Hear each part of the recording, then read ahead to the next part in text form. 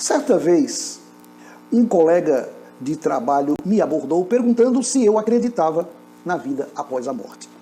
Eu respondi que nem acreditava, nem desacreditava. Inesperadamente, a pessoa se irritou. A pessoa me disse que se eu não acreditava na vida após a morte, então eu era ateu. Deu-me um incômodo com aquela conclusão em função da premissa que ela usou. Perguntei-lhe qual a relação entre acreditar que Deus existe e acreditar na vida após a morte, ou em não acreditar na vida após a morte. E a pessoa simplesmente me respondeu, porque a Bíblia diz. Dizer que se alguém não acredita na vida após a morte, então não acredita em Deus, é tão verdade quanto dizer que se uma árvore tem folhas, então eu vi um macaco na esquina. Do ponto de vista racional, uma coisa não depreende da outra. Por quê? Porque o Criador poderia muito bem ter criado a humanidade sem lhe dar vida após a morte. E isto não anularia a existência do Criador ou a sua credibilidade. Deus poderia criar o homem absolutamente mortal. Por que não? Um fato agravante é que a própria Bíblia é um depósito literário de crenças na existência da vida após a morte, como também, em alguns momentos, ela se refere à não existência de vida após a morte. Basta que se leia o livro de Jó, detenho-me aqui no capítulo 7.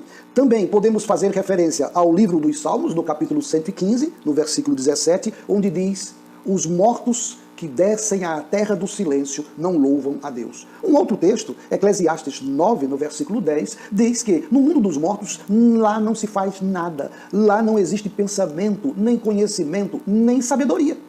E é para lá que você vai. Em Israel, houve historicamente a crença de que com a morte tudo acabava. Apenas depois do cativeiro babilônico, a crença foi revista e muitos pontos foram alterados.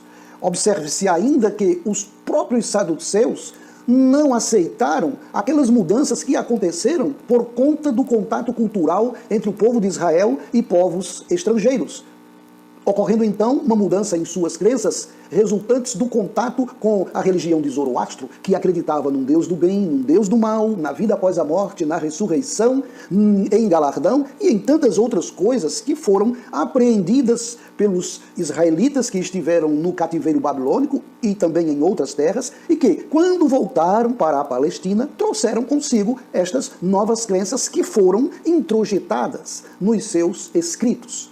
De sorte que, quando chegamos no tempo de Jesus, o que nós encontramos? Encontramos duas facções religiosas, saduceus e fariseus, que tinham crenças opostas em relação à vida após a morte. Saduceus não acreditavam na existência da vida após a morte. Os fariseus acreditavam. Saduceus não acreditavam em anjos. Fariseus acreditavam. Saduceus não acreditavam em galardão, em vida após a morte e tantas outras coisas que os fariseus acreditavam. E o povo caminhava com os fariseus. O que a gente observa é que Jesus acreditava nas mesmas coisas que os fariseus acreditavam.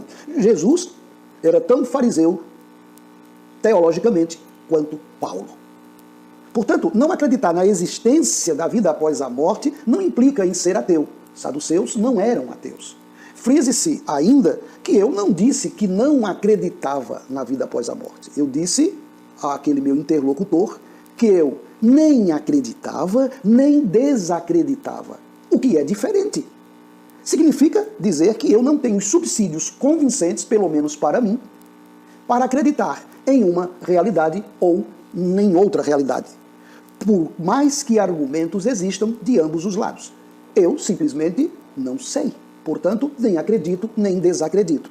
Não sei, na verdade, por que o senso comum, via de regra, apega-se tão ferrenhamente a um dualismo de acreditar ou não acreditar em algo, quando alguém pode não estar habilitado ainda a tomar partido numa dada discussão.